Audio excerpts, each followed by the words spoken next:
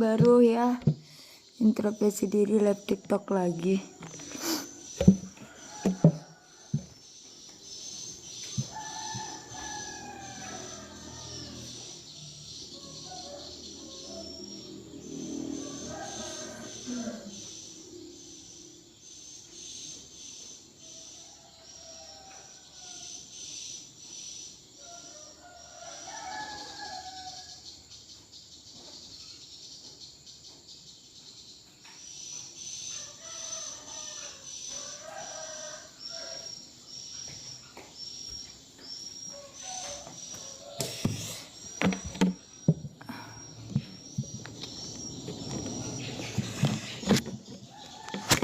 Halo guys, ayo siapa udah mandi nih di jam seperti ini? Kalian tapi sendiri tuh udah mandi guys.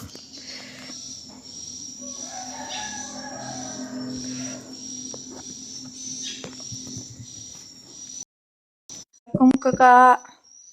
Waalaikumsalam warahmatullahi Gak jelas suaranya. wabarakatuh. Orang mana? Orang bumi. Apa?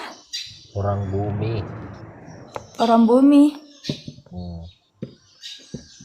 Iya tahu sih, tapi di mana? Di mana aku berpijak. Asik. Kayak jalur langit dong.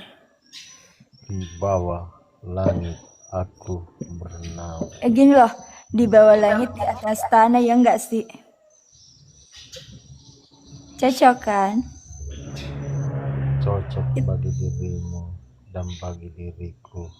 Tidak. Biarlah aku yang menentukan hidupku sendiri. Ada deh.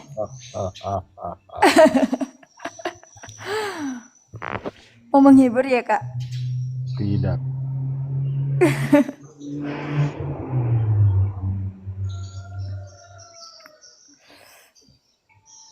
Iya. Temanya Jontis Siska Chat ya gini kak. Kenapa kau menarik diriku? Kenapa? Padahal aku tidak mengikuti dan memfollow dirimu. Nggak jelas. Kenapa kau menarik diriku? Saya nggak tahu. Saya memang orangnya biasa ngejambak gitu. Tidak ada yang secara kebetulan. Semua itu sudah diatur. Kebetulan tidak kebetulan itu tergantung. Iya semua udah menjadi atas kodrat idadatnya kan? Itu Ya enggak? tergantung dari dirimu. Ya kalau aku sih kembalikan pada yang maha mengatur. Iya aku juga ini. Kenapa juga kamu? Kenapa? Nyambung gak sih? Apa temanya aku Jontis Kasit, tapi bahasnya ini gitu. Halo kakak, siapa nih? Janet aja, selamat bergabung. Kenapa namamu Jalur Langit? Apa dengan dirimu? Halo, selamat bergabung. Ada Pompira sama Janet aja. Iya, Orang mana nih kak? Surabaya. Surabaya. Kalau Pompira? Kakak orang mana? Kalau aku orang Bone, Sulawesi Selatan. Dan Bugis kok. Kenapa Kalau Pompira orang mana nih? Jalur Langit? Apa dengan dirimu? Judul langit dan cahaya turun ke bumi ya.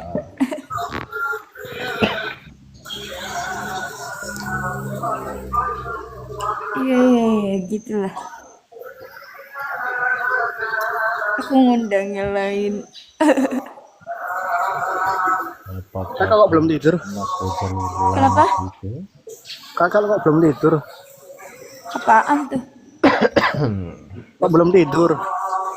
Enggak, ini aku udah tidur, aku udah mandi. Ya biasanya memang aku udah awal bangun, terus aku mandi gitu. Terus aku live TikTok sudah. Ini temanya apa? Ya dimana aku punya aktivitas itu memang di TikTok gitu. Ini temanya apa, Hob?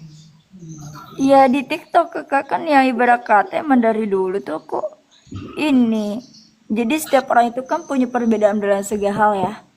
Kayak dari segi hobi, tingkah laku, kepribadian dan selera. Ya enggak sih? Tidak. Iya maka dari itu ibarat kata semua kayak kehidupanku itu semua lewat media sosial.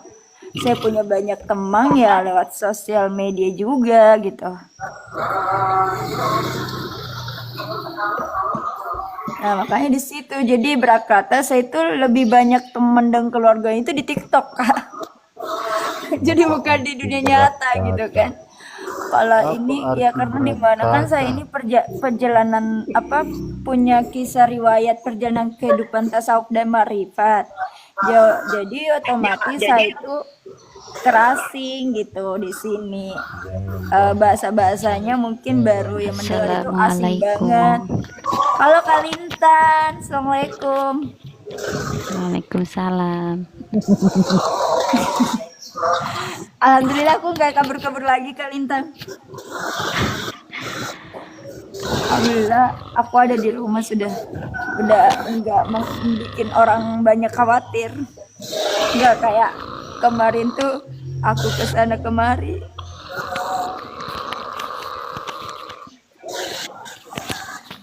Iya, jadi dalam beberapa hari ini aku punya ini.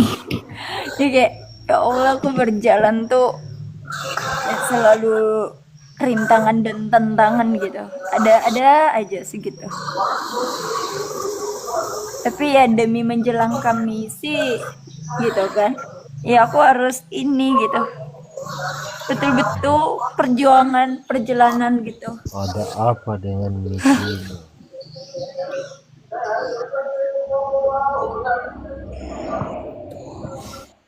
Yang ini belum bergabung nih.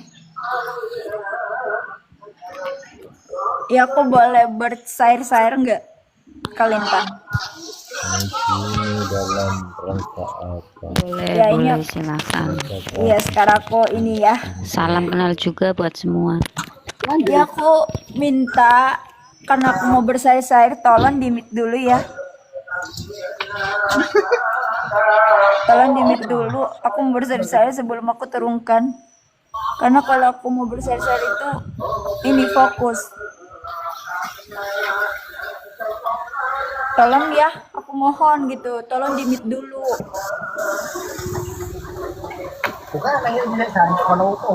Aku mic dulu ya. Kalau kamu gak mau mic, saya mic aja. Oke, saya akan bercerita. Saya pasang ini dulu. Pakai headset dulu ya. Suaraku jelas nggak? Tidak, Kalintang, suara aku jelas nggak? tidak, Jelas. tidak. Oke. Oke, tolong ya kakak di mute dulu. Saya mau fokus. Fokus apa itu? Karena ya kalau yang lainnya sudah pastilah room aku ini beda daripada yang lain ya. Dimana room aku ini selalu menjalankan misi. Ya. Saya selalu menjalankan misi Runurulan Nur Muhammad gitu. Jadi tolong pahami room aku ini jalur langit dan cahaya berarti saya akan selalu membahas tentang perjalanan kerohanian, pengalaman kerohanian ya. Yang secara nyata dan abadi. Jadi saya mohon sama kakak semuanya di sini yang bergabung tolong mengerti, dipahami, tolong jaga adab masuk room ini. Ketika saya menyampaikan sair-sair atau kalam-kalamu Allah dari Nurullah Nur Muhammad, saya mohon di mic ya, tolong di mute ya, karena ini saya mengenal energi vibrasi gitu. Jadi biarkan saya dulu mengalir gitu. Saya nggak suka ditanya, saya nggak disuka dipotong-potong ya. Karena ini perjalanan pengalaman kerohanian aku. Kalau nggak suka di room ini silahkan keluar gitu. Silahkan turun. Karena ini room hanya memang untuk energi, vibrasi, Yan Nurullah Nur Muhammad yang meliputi, tidak mengenal waktu tanpa batas, ya. Oke, Jadi, lanjut. Dan terlalu lama narasinya, lanjut. oke, lanjut ya. Ya, Masya Allah, tabarakallah. Semoga impianku bisa terwujudkan, bisa lolos dan di wisuda Tapak Wali Indonesia cabang kota di Makassar. Di lapangan futsal Kakanta Antan Raya. Dan saya memohon maaf jika kemarin Hermi email Barra jika tidak memenuhi aturan yang berlaku di Tapak Wali Indonesia. Tapi asalkan semua para pengurus yayasan Tapak Wali Indonesia tahu betul-betul saya serius bergabung. Dan alhamdulillah, kenapa saya bisa mengetahui Tapak Wali Indonesia? Ya, dimana awal mulanya saya sering live TikTok dan tiba-tiba ada DM aku. Ternyata yang DM aku itu namanya Andi Alvin yang dimana orang Palataeh, dan dia sudah bagian Tapak Wali Indonesia sejak tahun 2012, dan dialah memperkenalkan aku tentang Yayasan Tapak Wali Indonesia dan membimbing aku dengan penuh kesabaran dan ketulusan. Betul-betul ingin aku sembuh secara rohani dan jasmani, secara jiwa dan raga. Iya, karena dimana aku sering curhat perjalananku ke kakak Andi Alvin bahwa saya pernah berjalan tasawuf sejak tahun 2013, namun pada saat itu aku tidak mempunyai mursyid, tidak mempunyai pembimbing. Aku hanya berjalan secara kerohanian Nurullah Nur Muhammad. Namun ketika Andi Alvin selalu melihat saya bahas tentang tasawuf Nurullah Nur Muhammad di berbagai sosmed atau TikTok, Andi Alvin selalu memberikan nasihat bahwa tidak semua perjalanan kita dan untuk paparkan sosmed. Takutnya yang belum mengetahui perjalanan tak menimbulkan fitnah prasangka. Dan mungkin dia kasihan juga dilihat saya yang selalu dihujat, difitnah, dicaci maki, dibully, dianggap gila di TikTok ketika saya paparkan perjalanan kerohanianku dari tahun 2013. Akhirnya kakak Andi Alvin menyerangku untuk bergabung di Tapak Wali Indonesia. Ya, perjalanan saya ke Tapak Wali Indonesia tidak semudah dengan teori dan selalu ada rintangan dan halangan keluarga. Hingga dimana saya minta ke Kak Andi Alvin membantuku untuk kasih paham sama keluargaku perjalananku. Dan tapi keluarga belum memahami. Karena tekadku sangat kuat, saya rela tinggalkan kampungku desa Sejeling, Kecamatan Talusyatinge, Kabupaten Bone untuk pergi di Bone atau tinggal di rumah sepupuku Sinar Plastik. Saya minta tolong sama kakak sepupu agar aku bisa ke Tapak Wali Indonesia. Namun seperti biasanya aku mendapatkan ujian, rintangan dan tantangan seperti di rumah. Ya, namun tidak membuat saya menyerah. Pada paginya saya pergi ke rumah sepupu atau saya kabur untuk jalan kaki minta bantuan. Saya bisa ikut pelatihan Tapak Wali di Korlap Lapangan Bajoe atau Lapangan Rompe di Lapangan Bajoe yang diarahkan sama Korlap Pak Sudirman. Namun saya tidak menemukan sehingga saya kembali lagi ke rumah sepupu. Karena sepupu mencari juga saya pada saat kabur. Dan kesorenya saya tanya sepupu untuk diantarkan ke Bajoe. Saya minta tolong salah satu karyawannya bisa antarkan. Namun awalnya istri sepupu sudah mengerti keadaanku, sudah mengizinkanku. Namun di sini saya dapat rintangan dan tantangan kalau suaminya sepupuku tidak mengizinkan karyawannya untuk mengantarkanku. Dan saya hanya bisa curhat terus ke Kak Andi Alvin. Dan kata kakak Andi Alvin, sabar ya, cari ojek saja. Nanti masalah uangnya saya yang bayar. Iya, kesana kemari cari ojek. Tapi karena tidak menemukan ojek, saya terpaksa jalan kaki cari orang meminta tolong antarkan aku. Namun tidak pernah kudapatkan.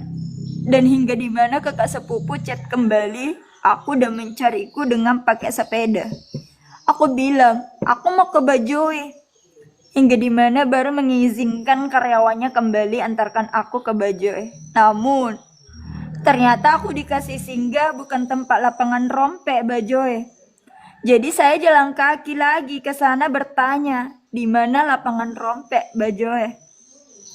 Namun tiba-tiba ada masuk WA Pak Sudirman, katanya nggak ada yang mau datang. Sebenarnya saya sudah ditanyakan, tapi sebenarnya saya ke Bajoe itu saya mau tinggal di Bajoe. Sudah mungkin malam berikutnya saya ikut. Namun saya merenungkan bahwa tidak punya keluarga di Bajoe. Dan beberapa kemudian ada orang tua aku dan keluargaku datang ke lapangan Bajoe. Aku mendengarkan bertanya salah satu keluarga yang sedang di lapangan Rompe Bajoe, seorang penjual di lapangan, agar aku tidak ketahuan dan ketangkap di lapangan sama keluarga. Saya chat kakak sepupu bahwa saya ada di Jalan Biru bermalam temanku. Saya kasih alamat palsu agar dia ke Jalan Biru padahal aku di lapangan Rompe Bajoe yang sedang sembunyi. Akhirnya aku melihat dia sudah pulang. Beberapa jam kemudian baru saya lanjutkan perjalananku jalan kaki lagi meminta bantuan di mana HP ku sudah lowbat. Kesana kemari aku singgah untuk menumpang charger. Awalnya sudah saya temukan seorang lelaki yang masih muda terbuka kiosnya. Saya minta numpang sebentar, tapi karena tengah malam dan saya merenungkan nanti pikiran orang lain-lain, saya hanya berdua di kios. Terpaksa saya meneruskan perjalanan lagi mencari charger HP. Dan kutemukan lagi tempat kafe. Saya minta tolong, tapi yang punya kafe malah menutup rumahnya. Ya mungkin takut karena mungkin aku dianggap orang gila, jadi sudah pasti dia tutup kafenya. Di mana aku melanjutkan perjalanan lagi. Aku jalan kaki, tiba-tiba ada seorang lelaki naik motor, sapa aku, bilang mau kemana? Aku bilang mau numpang charger HP, tapi malah seorang lelaki itu bilang iya ada di dalam pasar. Aku ikut saja. Di situ saya ikut, tapi aku melihat sangat gelap, tidak ada penghuninya. Hingga dimana firasatku sudah nggak enak sama ini lelaki. Terpaksa saya cepat lari cari tempat yang ramai dan nyaman. Dan alhamdulillah, ku menemukanlah tempat ramai di situ Bajoe atau pencuci mobil. Ya dimana di depan pasar saya duduk terus.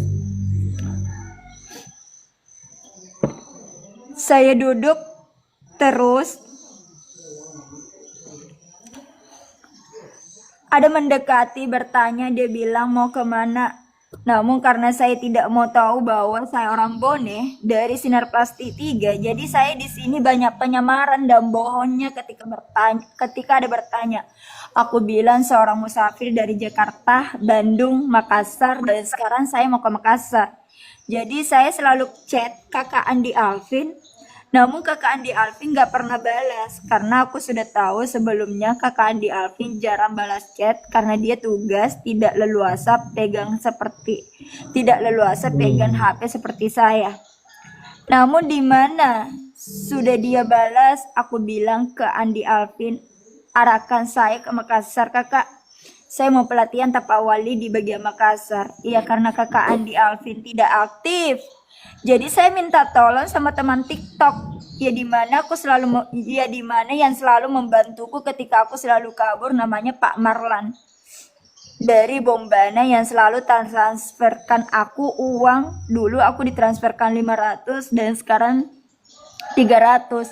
Aku minta tolong agar aku bisa ke Makassar dan kata Pak Marlan cari orang banyak, nanti HP-nya dikasih sama orang, aku bicara ya.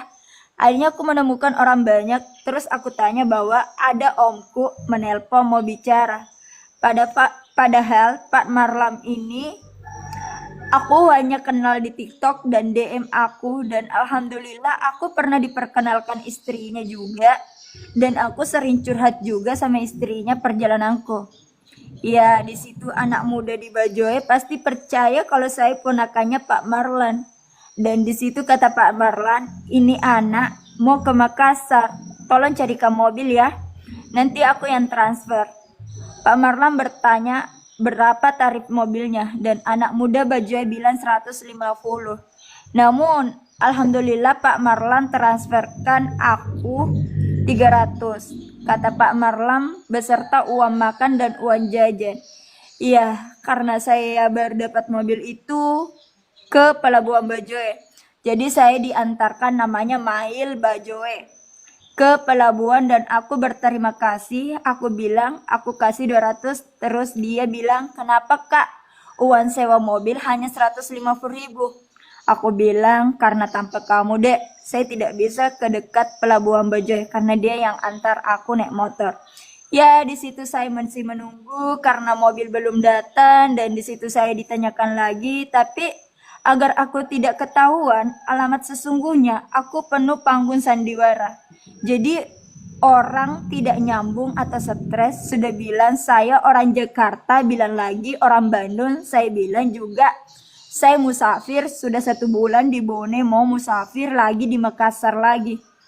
Namun tiba-tiba ada seorang teman Mail Bajoy yang mungkin sering lihat TikTok aku, terus dia bilang, ini jalur langit dan cahaya yang Pira selalu bahas Nurullah Nur Muhammad di TikTok. Di situ saya ditanyakan perjalanan tasawufku, ya saya jawab apa adanya dan alhamdulillah sambil ngobrol-ngobrol perjalananku tasawuf marifatku sejak tahun 2013 datanglah sudah mobil. Ya saya minta terima kasih banyak semuanya sama teman di Bajoy, saya minta nomor WA-nya, sosmednya. Dan alhamdulillah di dalam mobil saya cuma ada 3 orang, supirnya, penumpangnya yang mau ke Tanah Batu dan saya mau ke alamatnya Kakak Andi Alvin di Jalan Goria, Tembako Nusantara. Dan alhamdulillah saya di tengah lah, saya langsung istirahat baring di situ karena sangat kecapean dan lelah dalam perjalanan. Ya saya tidurlah dalam mobil. Namun seperti biasanya kalau saya bepergian jauh saya sering mabuk dan saya apalagi tidak bawa fresh car di tengah perjalanan, tinggal saya penumpangnya. Saya bilang kak bisa berhenti nggak? Saya sudah mabuk kak, saya tidak kuat, saya mual-mual, udah muntah, kepala aku pusing. Tapi alhamdulillah ini supir mobil yang bernama Andika namanya, ini bisa sabar hadapi aku. Dia selalu bilang sabar ya dek, itu ada kantongan. Dan saya sampai saya tertidur dan alhamdulillah di jam 3 dibangunkanlah aku sama supir mobil. Dek, alhamdulillah sudah sampai tempat tujuan. Ya alhamdulillah aku sudah sampai alamatnya Kakak Andi Alvin ya. Dimana kios Kakak Andi Alvin tidak terbuka tapi di sampingnya terbuka. Dan karena HP ku lobet, saya ke toko sebelah minta tolong charger HP ku. Namun seperti biasanya orang pasti akan asing ketika melihat orang baru. Dan saya bilang, apakah ini betul alamat Andi Alvin? Terus kata yang di samping kios Andi Alvin, dia bilang, iya, Andi Alvin yang tentara itu. Terus dia bilang, Andi Alvin sekarang tugas di Bali dan hanya adiknya yang tinggal, ya namanya Andi Chandra. Ya dia kira adiknya Andi Alvin, padahal itu kakaknya Andi Alvin menurut ceritanya yang ku dengar kakak Andi Alvin dan kakak iparnya yang bernama Devi. Dan alhamdulillah saya bertanya biasanya terbuka toko ini jam berapa, dia bilang jam 8 atau jam 9. Namun alhamdulillah tiba-tiba di jam 7 sudah terbuka tokonya dan aku langsung minta tolong charger HP. Ya mungkin awal mulanya yang bernama Devi iparnya kakak Andi Alvin itu kaget ya, dan disitulah saling mengenal dan berbagai pertanyaan. Ya karena saya biasanya menjawab apa adanya, tiba-tiba aku dapat chat sama kakak Andi Alvin. Jangan diceritakan semua perjalanannya. Kakakku bukan anak tapak wali. Dan tiba-tiba ada masuk chat kakak Andi Alvin lagi, pergi mandi, bersih-bersih Pokoknya saya itu baru gerak baru ketika ada arahan kakak Andi Alvin. Memang aku seperti anak-anak, makam pun harus ditanya. Dan di situ karena ada arahan kakak Andi Alvin disuruh mandi, ya saya masuklah minta permisi sama iparnya untuk mandi. Dan aku laporan lagi, iya kakak Andi Alvin saya sudah mandi. Terus kakak Andi Alvin kasih nasihat lagi, kalau ditawari makanan jangan ditolak untuk menghargai perasaan orang. Karena ya mungkin kakak Andi Alfi tahu ceritaku, saya selalu menolak ketika disuruh makan. Dan dapat lagi chat pakai jilbab kiwe lele nanti tanggapan orang karena iparnya pakai jilbab. Saya bilang tidak punya jilbab dan pakaian. Terus kata kakak Andi Alfi minta sama kakak ipar aku. Hahaha. Akulah orang kalau baru mengenal masih malu minta dan bicara kecuali sudah akrab. Ya Andi Alfi mungkin chat kakak iparnya agar aku diberikan jilbab, tapi malah diberikan baju juga. Dan karena kakaknya sering keluar jemput anaknya, jadi saya ini toh lihat live Bunda Jum subuhnya. Terus aku bilang, Bunda Jum,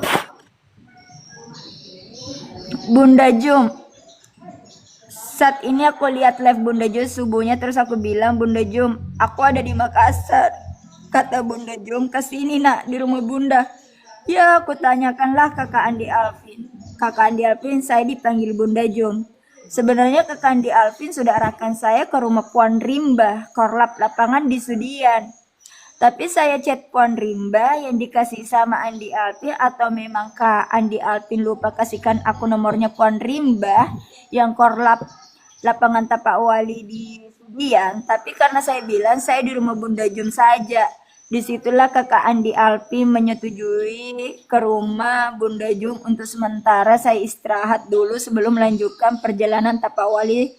Ya di situ saya minta tolonglah ke kakak ipar Andi Alvin dipasangkan Grab motor karena saya tidak ada mengerti begituan. Ya alhamdulillah, untung dari uang 300 dikasih Pak Marlan dari Bombana tersimpan 100.000. Karena uang biasanya itu hanya kupakai untuk kebutuhan. Jadi uang, dan alhamdulillah tarifnya alamat Andi Alvin ke rumah Bunda Jun lumayan jauh ternyata. Dan alhamdulillah tarifnya hanya 38.000. Jadi masih ada sisanya. Dan alhamdulillah tarifnya masih ada. Dan alhamdulillah sampailah saya di rumah Bunda Jum dan ketemulah Bunda Jum, ya Bunda yang sering live TikTok ya.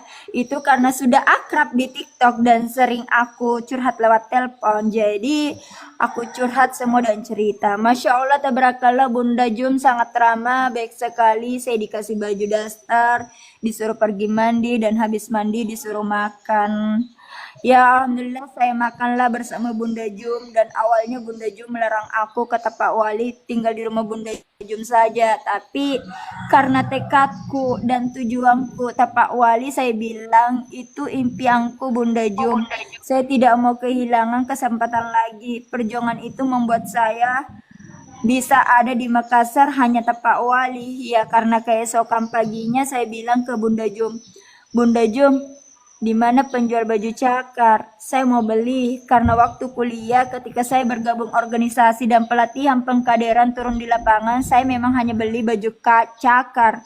Tapi kata Bunda Jum, banyak baju nak di dalam. Terus aku bilang, saya mau lanjutkan perjalanan Tapak Wali Bunda, pasti saya butuh lagi, kata Bunda Jum. Ya Allah nak, bawa mi semua juga. Masya Allah tabarakallah, betul-betul semua jalur langit dan cahaya. Ya saya tanyakanlah Andi Alvin agar saya diarahkan kembali sudah ke Tapak Wali di dekat rumah Bunda Jum.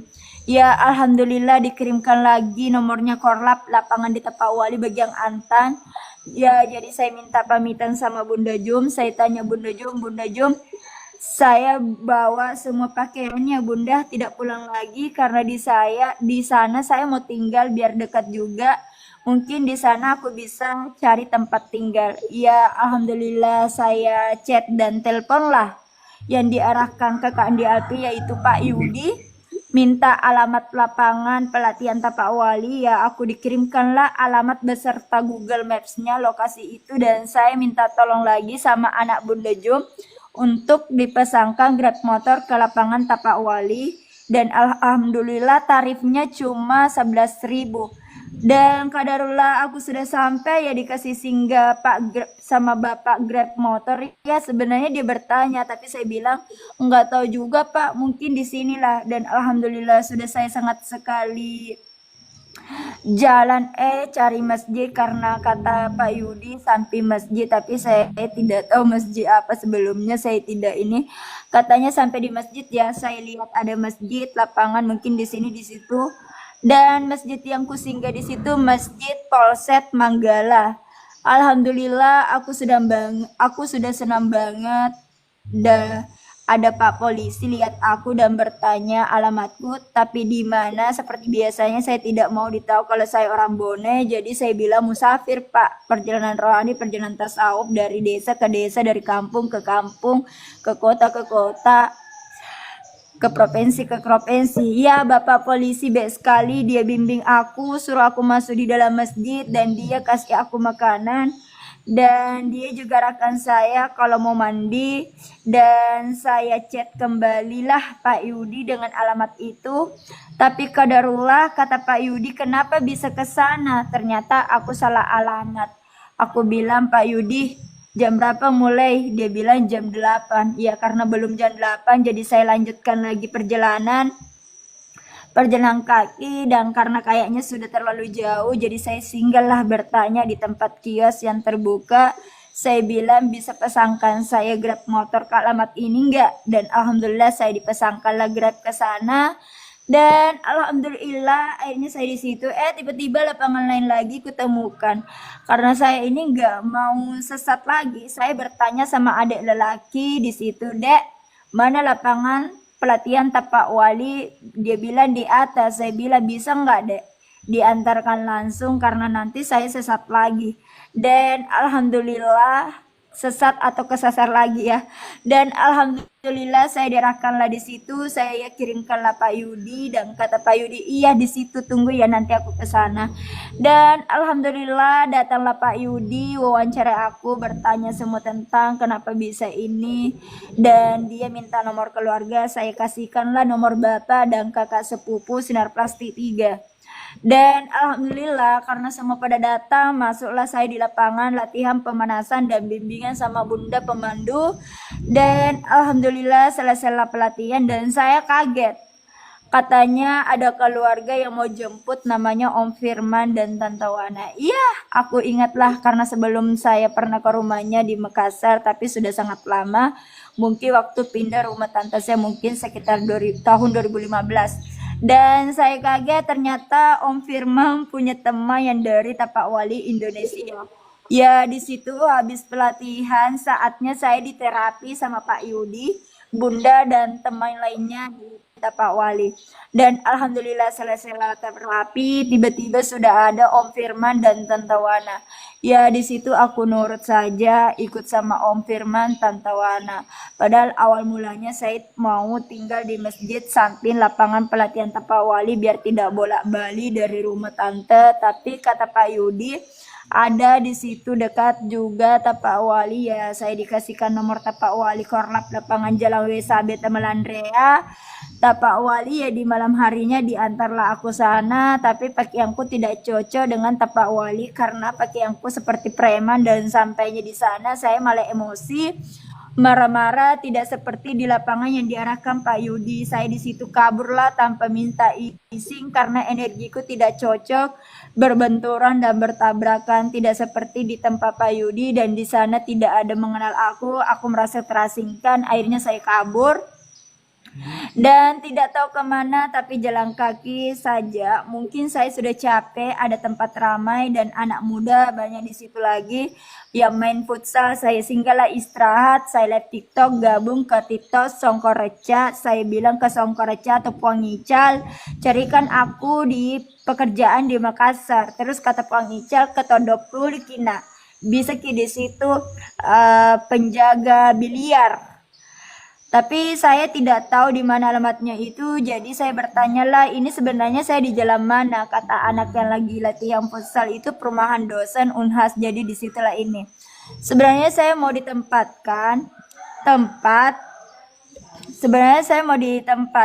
tempat pos diamankan. Tiba-tiba datanglah Om Firman bersama anaknya mencari aku dan bertanya apakah melihat seorang perempuan. Awal mulanya saya mau kabur dan pergi, tapi sudah ketahuan, jadi saya ikutlah pulang.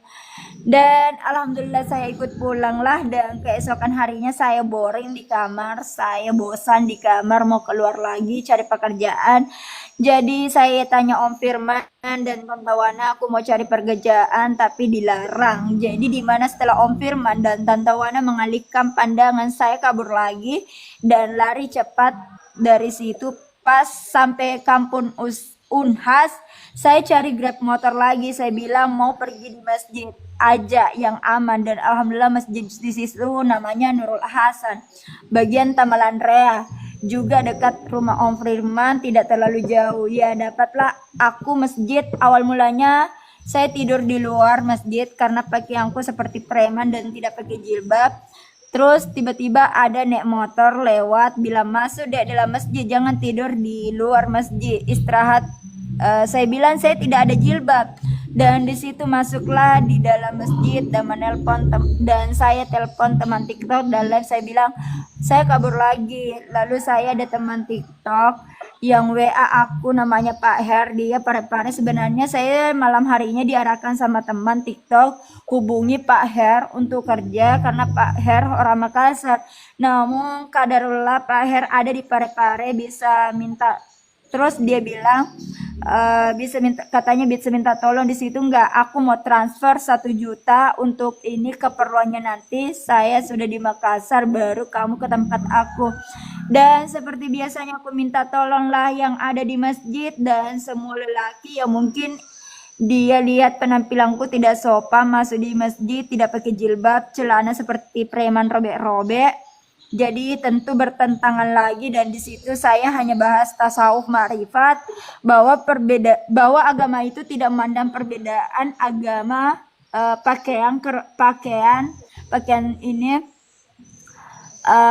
Karena saya ditanyakan di situ agama saya apa, aku bilang agama saya secara kerohanian hakikatnya Nurullah Nur Muhammad.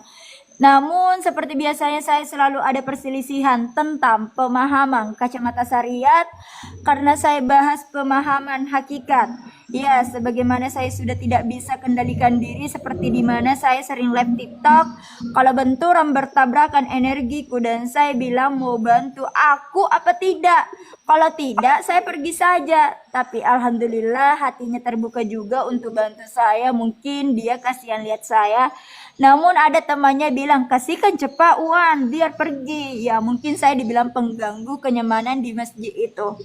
Dan alhamdulillah saya lanjutkan perjalanan. Alhamdulillah tepat di Jalan Perintis ada aku lihat penjual salad buah, di mana kesukaanku salad buah. Ya singgahlah aku di sana bertanya-tanya, dan alhamdulillah uang 1 juta dikasih aku.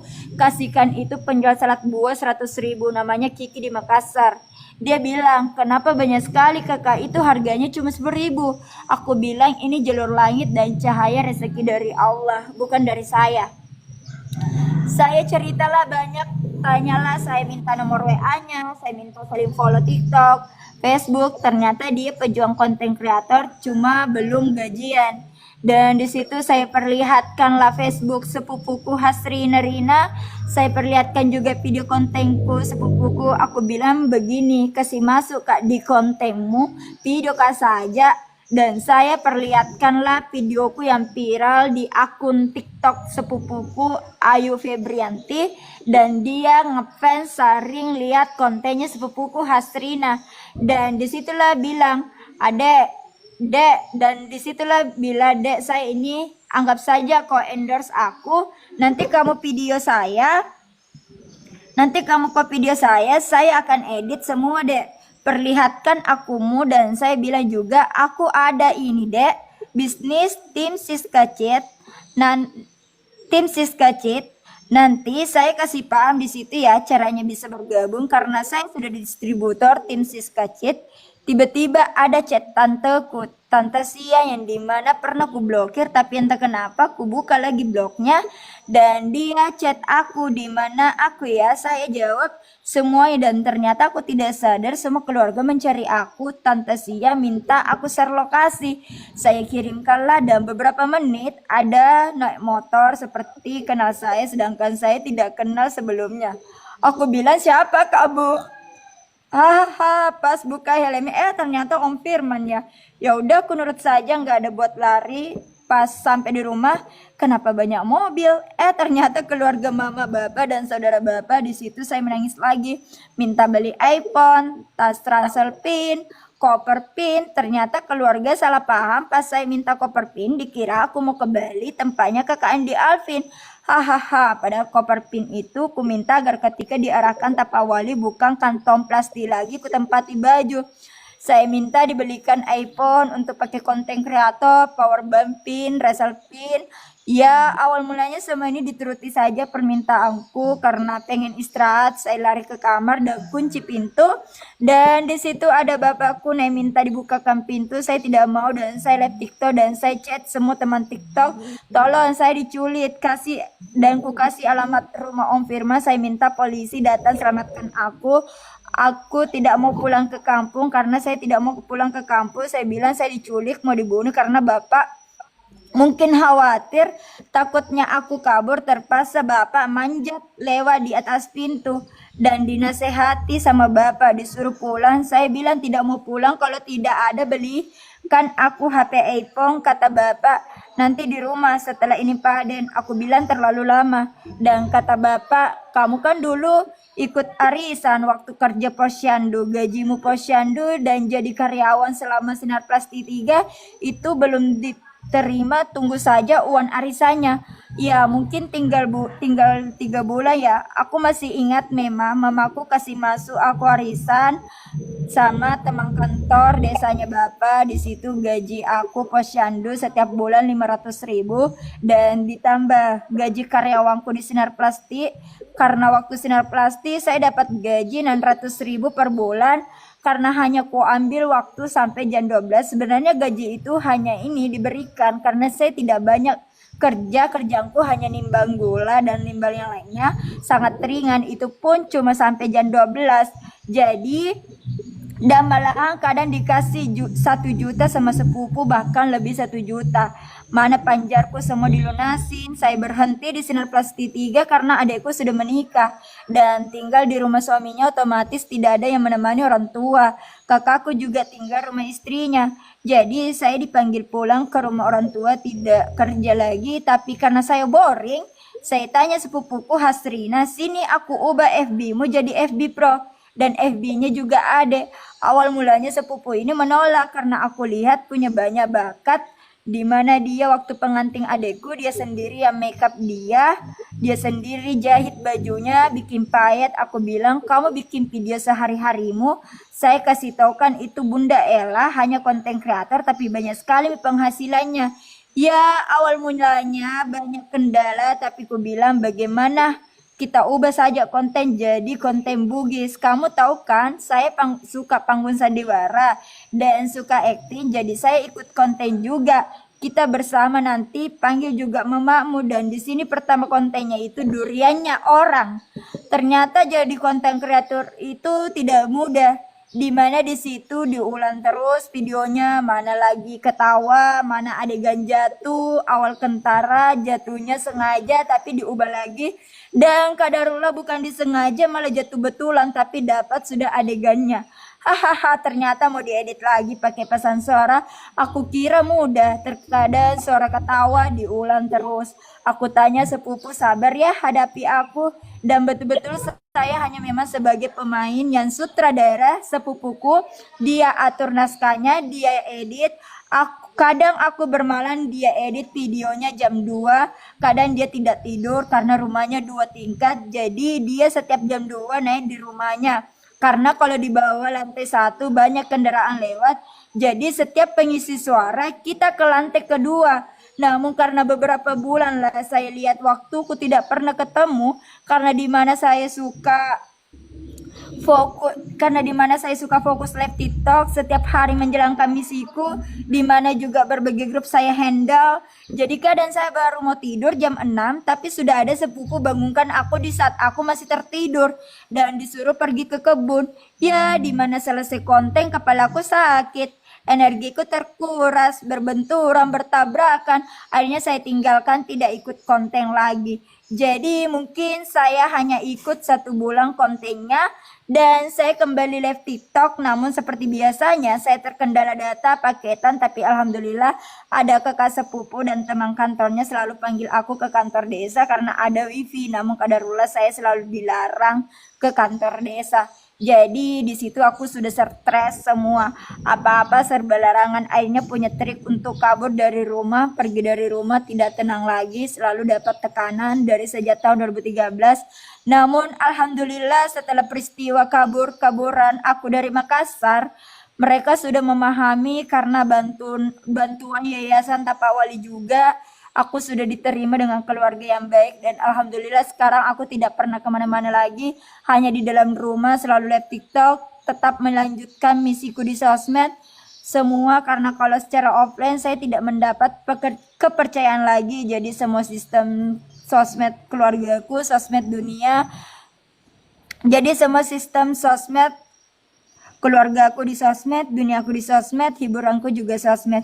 Jadi guys, semua teman dan keluarga jangan pernah melarang aku live TikTok, karena saya hanya mendapatkan semua misi itu untuk menyampaikan amanah itu memang di berbagai sosmed, terutama live TikTok.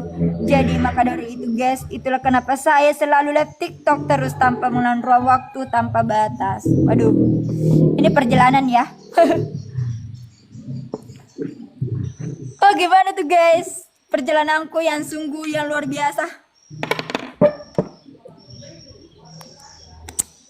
Halo Kak Tamsil dan Prakasa.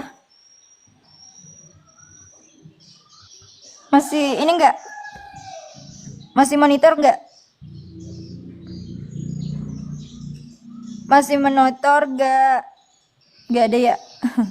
Jadi guys, itulah tadi yang saya ceritakan perjalananku selama ini, ujian dan tantangan di mana saya mau sangat bergabung di Tapawali, namun kadarullah tidak pernah diizinkan, selalu dapat rintangan dan halangan gitu.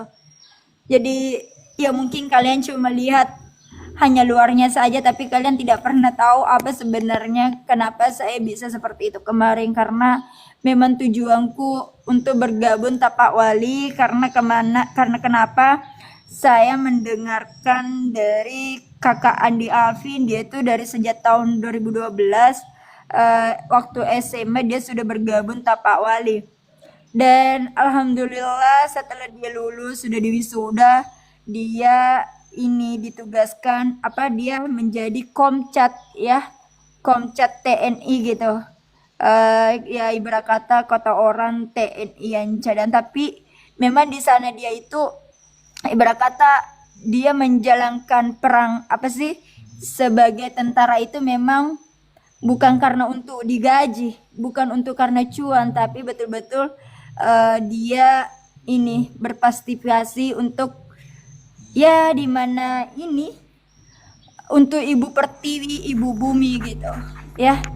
Memang betul-betul, dan saya melihat juga berbagai akun sosmednya ya, memang dia itu orangnya sangat menyembunyikan diri gitu, dia tidak mau ditahu, karena dimana saya orangnya suka mempublikasikan orang, dia selalu bilang, Kakak Hermi tolong dihapus semuanya ya, postingan foto-foto aku gitu, dia minta tolong, ya aku hapus lagi karena saya pernah ibarat kata marah gitu kan. Saya ini di Tapawali saya viralkan di Facebook, di TikTok gitu kan, tapi alhamdulillah semuanya sudah aman gitu dengan aku ke Kandi Alvin dan Tapawali. Saya udah juga meminta maaf atas karena tidak mengikuti peraturan di Tapawali, dan saya sudah jelek-jelekkan Yayasan Tapawali. Saya minta maaf di situ karena ibarat kata ya seperti itulah, saya tidak bisa kendalikan diri gitu. saya terlalu egois gitu. Assalamualaikum semua. Belum berkata. Ya, saya kenapa ini? Ayo Saya lanjut. memang bilang, Kak Andi Alvin, saya juga mau seperti kamu. Saya juga mau gabung di Tapawali. Terus nanti saya sudah ini gitu kan. Saya udah lulus di Tapawali, pasti saya juga bisa jadi tentara perempuan atau polisi gitu kan. Terus ya ini, namun kadarullah ya banyak sekali rintangan dan tantangannya aku ke sana gitu. Tapi alhamdulillah aku bersyukur bisa bergabung dengan Tapak Wali. Saya bisa ini melihat langsung, masya Allah ya. Saya memang betul-betul ya, dimana aku memang pernah ini bahwa saya, karena saya kan ini juga waktu kuliah selalu ikut organisasi. Aku punya organisasi itu LDK, Lembaga Dakwah Kampus Al Insyirah gitu ya. Dan sekarang sudah, karena udah ini jarang aktif gitu kan, sudah kehilangan kota, tapi alhamdulillah saya diarahkan lagi ke Tapak Wali gitu. Ya, Tapak Wali ini bukan bawa bela diri yang secara ini fisik, tapi untuk memang menenangkan jiwa gitu, secara seperti aku gitu, yang mana dimana gangguan jiwanya yang selalu dikendalikan sama jiwa-jiwa yang leluhur. Memang bagus sekali ke Tapak Wali, baru kita itu diterapi dengan secara gratis gitu.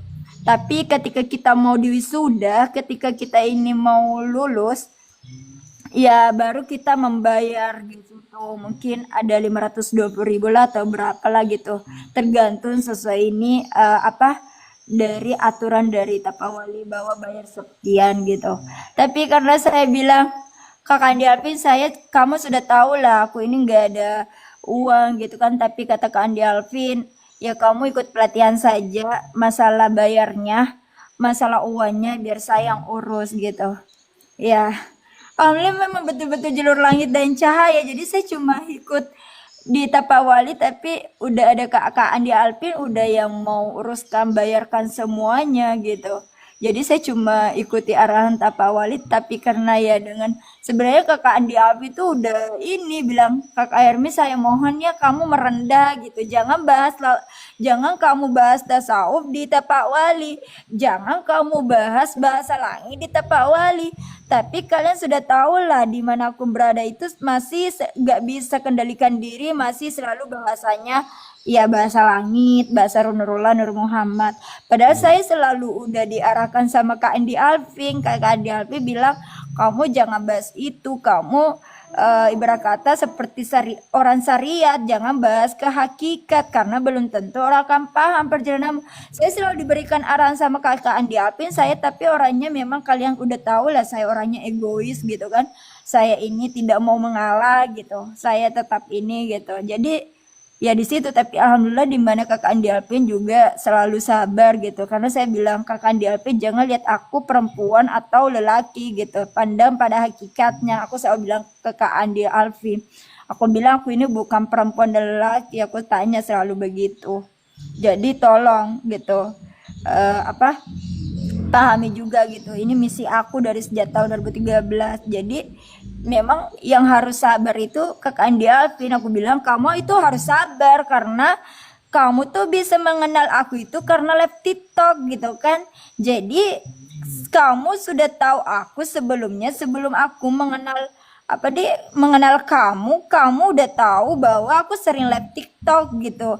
Orangnya memang keras kepala, orangnya memang enggak mau mengalah karena ya ada misinya gitu. Aku sudah tanya Kakak Andi Alvin begitu. Jadi ya mau di mana kamu, aku bilang aku ini bukan gila dan sakit, tapi karena saya pengen sekali ke Tapak Wali, jadi ya kamu harus sabar juga dong hadapi aku. Aku bilang seperti itu ke Kak Andi Alvin. Aku tanya ke Andi Alvin, Kak Andi Alvin, kenapa saya diterapi? Saya tidak sakit, saya tidak gila gitu. Pandangannya orang di Tapak Wali saya dibilang sakit dan ini mungkin orang panggil ini gitu. Terus Kak Andi Alvin, ya kamu ini aja gitu, kalau kamu mau betul-betul ini ikuti arahan aku gitu. Ya udah aku bilang gitu kan. Ya, jadi aku bilang, ya udah Kakak Andi Alfi, aku ikuti semua lah, aku ikuti semua apa yang kamu arahkan. Jadi di mana baru diarahkan Kakak Alvin aku gerak, tapi di mana juga aku bergerak sendiri gitu. Karena di mana juga Kakak Andi Alfi jarang sekali ada komunikasi lagi dari online gitu kan. Udah ini mungkin dia kecewa sama aku karena saya udah menjelekkan udah viralkan namanya, udah ini. Tapi alhamdulillah kemarin saya dapat telepon ke Kak Andi Alvin. Dia bilang, Kakak Hermi minta maaf ya semua Yayasan Tapawali atas ketidaknyamanannya Kakak Hermi. Dia minta maaf gitu, kata Kakak Andi Alfi, kamu fokus, kamu cukup di rumah saja gitu, nggak usah kemana-mana gitu, nggak usah ini, nanti insya Allah Yayasan Tapawali akan datang ke rumahmu. Nah, alhamdulillah aku udah bisa tenang di situ. Kata Kakak Andi Alfi bahwa yang mau langsung ke rumah, aku dibilang aku harus sabar saja gitu. Nanti pada saat semua Yayasan Tapawali akan datang ini ke rumah kamu, silaturahmi dengan orang tuamu. Karena saya memang bilang, Kakak Andi Alvin, tolong kasih paham sama keluargaku perjalanan tasawuf marifatku agar saya tidak tekanan batin, agar saya tidak kabur-kaburan. Saya udah minta semua, ada juga Bunda Jum. Bunda Jum kata Bunda Jum, iya Nak Hermi, nanti pada saat ini kamu kembali saja di Sejeling lagi, terus kamu adakan majelis taklim di desamu Nak, nanti kamu bisa undang Bunda Jum. Nah, jadi alhamdulillah dengan perjalanan ini, ibarat kata memang aku harus dulu yang turun langsung ke lapangan mencari bantuan, karena dimana kalian tahu bahwa saya pernah bikin PT TikTok bahwa saya memang dijelin dulu ini gitu semuanya, ya dimana saya kan bawa tanah leluhurku, dimana saya juga diamanahkan secara hakikat Nurullah Nur Muhammad di Desa Sejeling, Kecamatan Teluk Syatingge, Kabupaten Bone, Sulawesi Selatan. Saya pernah bikin PT-PT yang seperti itu bahwa saya tidak bisa ini, jadi saya ibarat kata cukup di kampung saja gitu. Tapi karena ya sebagaimana perjalanan ini tuh kayak di mana seperti Rasulullah perjalanannya yang ketika dia menyampaikan kebenaran di Mekah juga gitu kan, di kampungnya dia dapat hinaan, cacian, makian, dibully, dianggap gila ketika dia menceritakan perjalanannya, perjalanan sejatinya roh Nurullah Nur Muhammad yang secepat kilat, yang ke Sidratul Muntaha, puncak yang kesadaran paling tinggi Nurullah Nur Muhammad gitu kan. Tapi para kaum Quraisy ini ya seperti ini menganggap Rasulullah gila gitu kan, menganggap Rasulullah sebagai sihir, pokoknya banyak badan dilemparkan batu. Namun alhamdulillah Rasulullah berhijrah ke Madinah gitu kan. Dan ini jadi sama ibarat kata saya di kampung ketika menceritakan perjalanan Rasulullah Muhammad, juga Nurullah perjalanan tasawuf, perjalanan kerohanianku dari sejak tahun 2013, saya dihujat, dihina, dicaci maki, dibully, dan dianggap gila. Akhirnya saya ini berpindahlah ke Makassar gitu, baru saya mengalami ketenangan dan kedamaian di situ.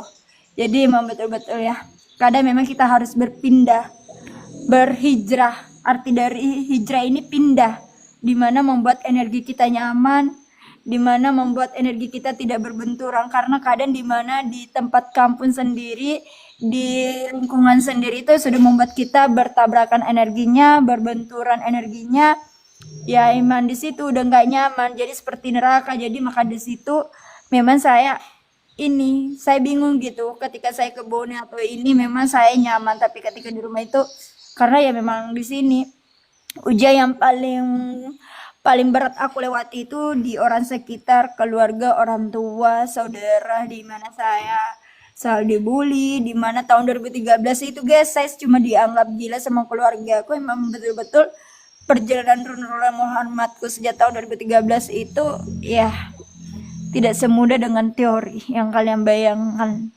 betul-betul saya diasingkan, saya sendiri, dan cuma yang bisa ini aku cuma ya di situ keyakinan aku selalu bersama Allah dan tidak pernah meninggalkanku, dan aku selalu mengimani hal yang gaib.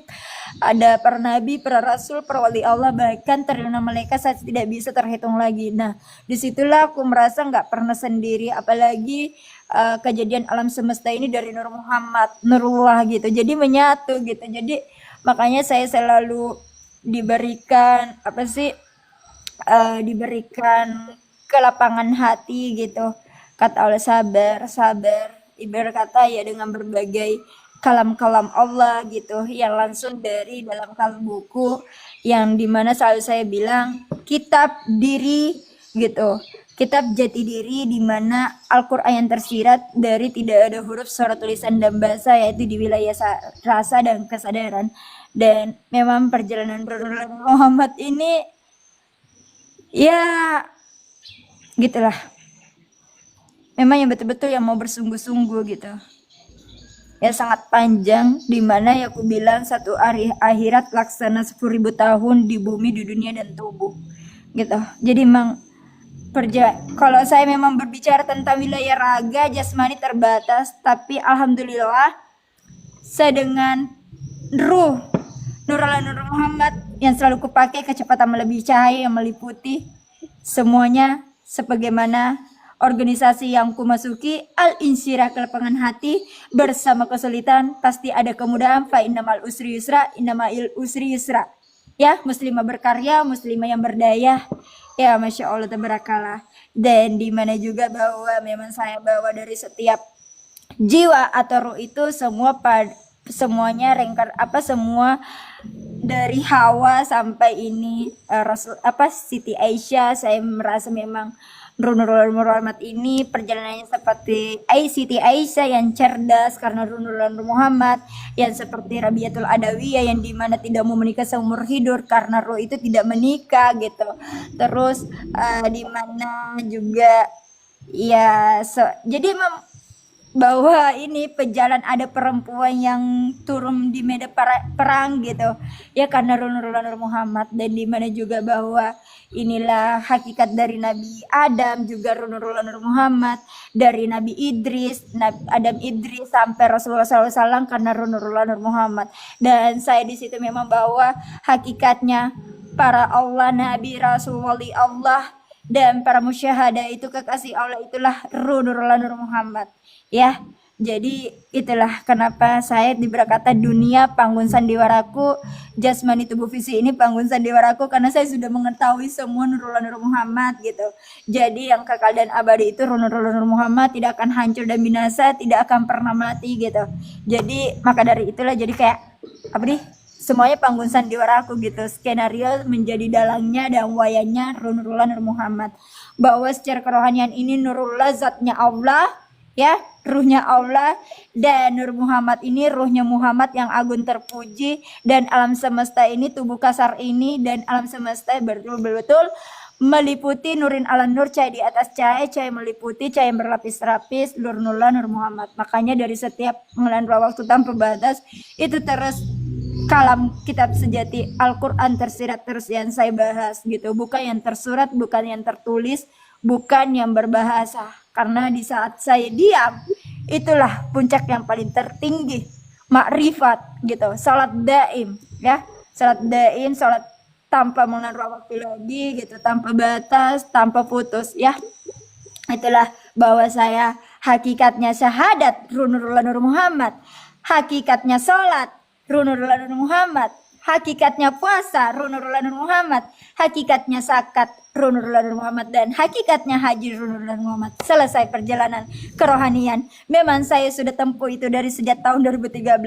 Oke, di tahun 2013 itu bahwa memang secara raga, mengenal raga, waktu, ruang, dimensi, tapi secara Nur Muhammad tidak mengenal usia, tidak mengenal ruang waktu, tidak mengenal batasan, tidak mengenal ini mati gitu. Jadi memang bahwa yang dikatakan tahun Hijriah Masehi itu ya tahun-tahunnya wilayah ruh gitu, karena memang ini ya secara raga fisik memang sangat ini, tapi secara ruh dia tidak berusia. Jadi itulah yang selalu kupakai. Oke, assalamualaikum warahmatullahi wabarakatuh. Itulah yang perjalanan introspeksi diri.